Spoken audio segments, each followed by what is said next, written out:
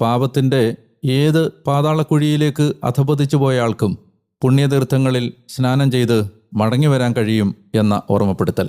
ഇനി മുന്നോട്ടുള്ള യാത്രയിൽ യാക്കോബിൻ്റെ പുത്രന്മാരിൽ നേതൃത്വമെടുക്കുന്നത് യൂദായാണ്.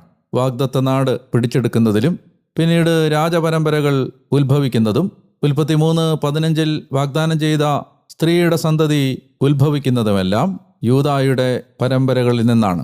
ഇസ്രായേലിനെ മോചിപ്പിക്കുന്ന വരാനിരിക്കുന്ന രാജാവ് വരാൻ പോകുന്നത് യൂദായുടെ പരമ്പരയിൽ നിന്നാണ്.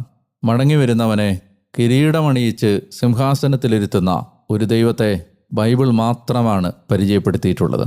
മടങ്ങി വരുന്നവനെ മഹാരാജാവാക്കുന്ന ദൈവത്തിൻ്റെ കാരുണ്യം. തെറ്റുകൾ തിരുത്തുക വലിയ അനുഗ്രഹങ്ങളിലേക്കുള്ള ക്ഷണമാണെന്ന് തിരിച്ചറിയാൻ ഈ വായന എന്നെയും നിങ്ങളെയും സഹായിക്കുന്നുണ്ട്. ഒരു നിമിഷം ഞാൻ നിങ്ങൾക്ക് വേണ്ടി പ്രാർത്ഥിക്കുന്നു. കർത്താവേ, ഈ വചനത്തിനായി നന്ദി. ഇത് വായിക്കാൻ തരുന്ന കൃപകൾക്കായി നന്ദി. ഇത്